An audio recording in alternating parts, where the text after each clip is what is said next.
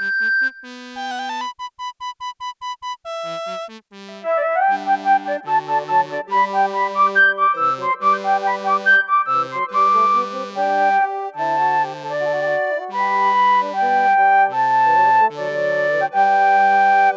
back to 2011, I was on a part-time course called Worship Academy, organised by Chris Bowater and Andy Bromley.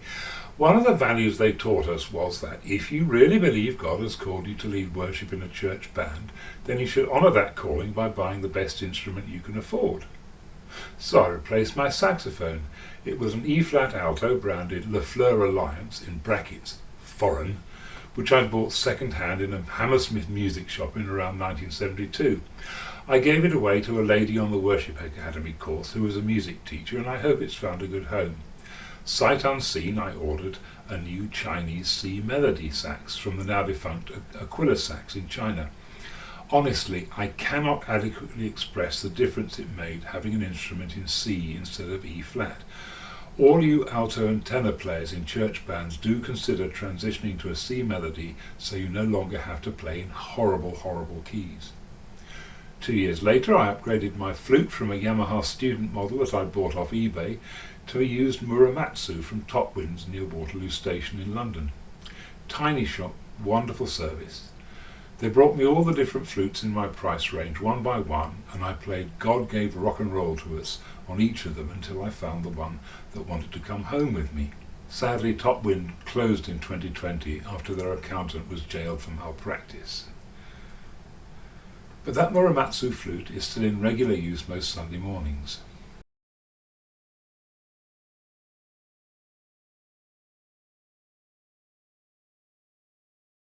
Well, that was flute and sax sorted, but what about a wind synthesizer? Around that time I tried out an Akai Iwi electronic wind instrument and decided it really wasn't for me with all its soulless metal touch switches and the oversensitive octave rollers. But in 2021 I took a day trip to sax.co.uk showroom at the South Bank in London. I tried out Yamaha's latest offering, the YDS or Yamaha Digital Saxophone. Nah. I tried out a Roland Aerophone, I think it was the AE20, but it just seemed far too complicated with so many knobs and buttons, and it just felt plasticky and not well to put together. I tried out a Sylphyo from French startup Aodyo, and I fell in love. This thing has touch switches, but unlike the Iwi, they're soft plastic and have an analogue feel. Also, it was completely wireless, as long as he bought the extra unit, the Sylphyo Link. On the instrument itself, there's a switch on the side to turn it on and off, a USB socket to charge it or to connect it to a computer, and a headphone socket. And there's a little display up at the top. That's it. No special knobs or switches for vibrato, pitch bend, growl, no MIDI sockets, just the switch, headphone socket, USB port and display. All the connectivity is handled by the Sylphyo Link, which sits at your feet as you play. Into this you plug your line-out cable or cables, it's stereo, and your MIDI in and out. The connection between the Sylphyo and the Link is radio. I believe it's a proprietary system, not Bluetooth. But it works very well, and I've never had any problems with it, even in an environment where there are radio mics operating. So how do you get expression without special knobs and switches? Well, there's this slider underneath your right thumb, and it has accelerometers for different axes of movement. Roll, also pitch and yaw, or as Aodyo call them, elevation and compass. And vibrato, you shake it like this.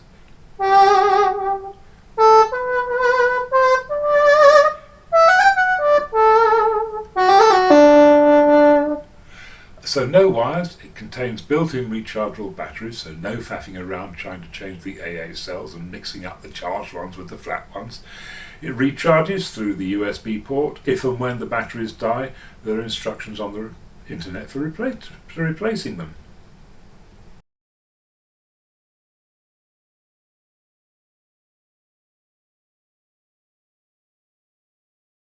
Comparing the Sylphyo with the DH100, They're a similar size, but the Sylphyo is much easier to play, at least for a grown-up. It's light enough not to need a sling, and where the DH100 gave you 2 octaves, the Sylphyo gives you 5, each one accessible with a different octave button for your thumb. Apart from that, the fingering is similar, recorder style by default. Instead of the split C and D holes you get on the recorder, the Sylphyo gives you a button for your left little finger, where you'd see a G sharp key on the flute. The DH100 works the same way for C sharp and D sharp.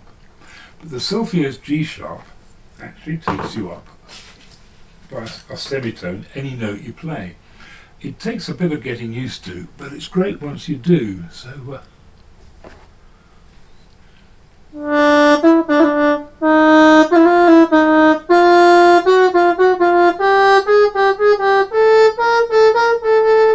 like that. There's no portamento key. Instead, that's controlled on a sound-by-sound basis using the slider under your right thumb. Well, what's not to like? The sounds, actually. Compared to the DH100's 6 sounds, the Sylphyo came with 35 when I bought it, and they've added another 11 in the latest software update. Overall, they're a great improvement over the DH100, as you'd hope after more than 30 years. Some are pretty good, like MacGuffin, which is a sort of saxophony sound, and Daphne's flute,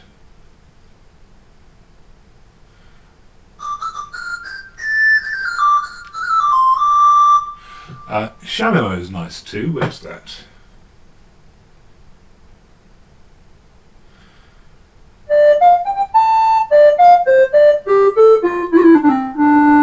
A Shallow is the ancestor of the clarinet. But some are completely weird and unusable if you want to play anything melodic. For example, corroboree.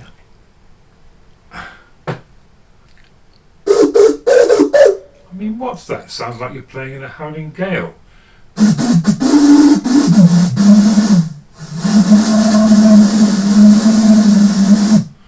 And cheap tunes, where's that?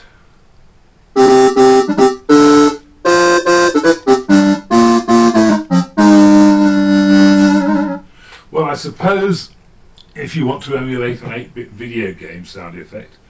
And silvery do, where's that?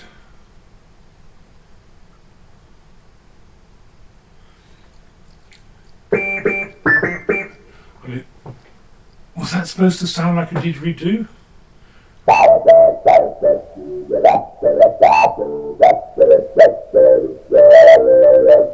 Yeah, and Vagolame. That sounds like it ought to be something nice. But what you get is this.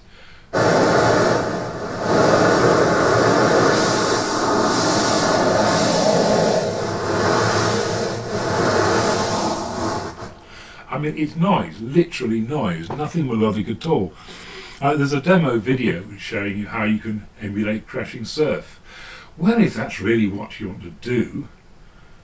And Big Blue, where's Big Blue?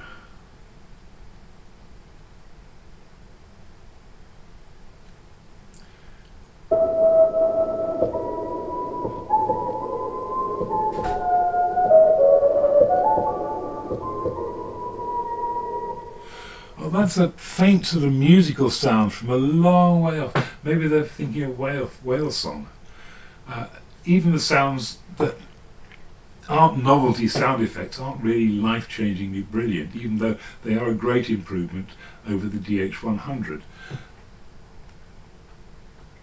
Aodyo created their own synthesis engine called Anima 5, but I was never really that impressed with the Sylphyo sounds, I didn't buy one.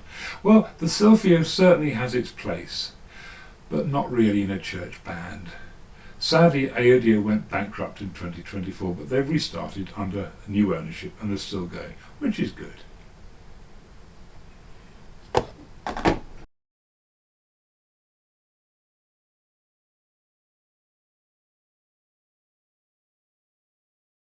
Well, how to get better sounds? I got that TX81Z to go with the DH100, so why not use the Sylphyo as a MIDI controller? So I got out the TX81Z from my Kingsfold days, and of course the internal battery had died and all my old patches had disappeared, not surprising after more than 30 years. I had backed them up, But in the 1980s, the backup medium was audio tape cassette. After all, that's how you loaded the games onto your Spectrum or Commodore 64, and everyone had one, but who's got a cassette recorder now? And anyway, what happened to that backup cassette? Well, nowadays you can download a TX81Z programmer program that runs on Windows, connects to the TX81Z via MIDI cable plugged into your audio interface, so that solves the backup problem in the future. I know it's hard to imagine a time before Windows and downloadable software. Well, this editor program is written by a guy called Matt Gregory, who has kindly made it freely available. If you want to download a copy for your own TX81Z, you can find it here. And Matt, if you're watching this, you're a software hero. Anyway, it was very easy to remove the old soldered-in battery from the TX81Z and fit a new one with a battery holder. After that, it was factory reset and we're ready to go. But those sounds were a bit dated and they didn't work very well with the Sylphyo. It's the sort of wind aspect of it. So a newer MIDI sound module.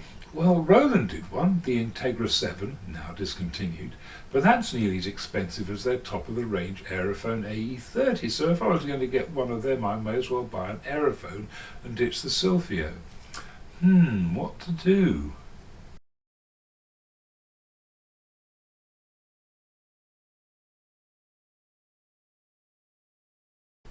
I saw an advert from a company called Dynasample about their XpressO project, and I ordered one.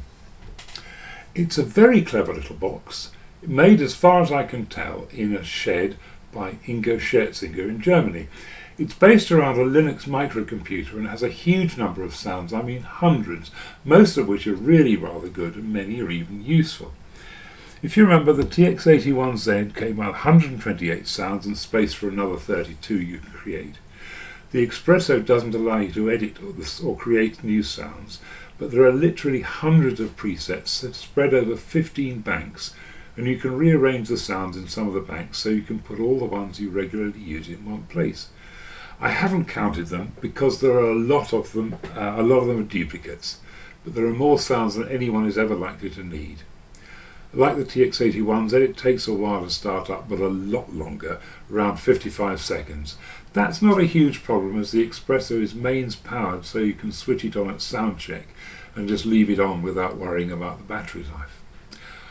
Unfortunately, the XpressO didn't play nicely with the Sylphyo and ignored all the velocity, aftertouch, breath control signals that control the volume of the notes, so the sounds are great, but they all come out at the same level no matter how hard or soft you blow.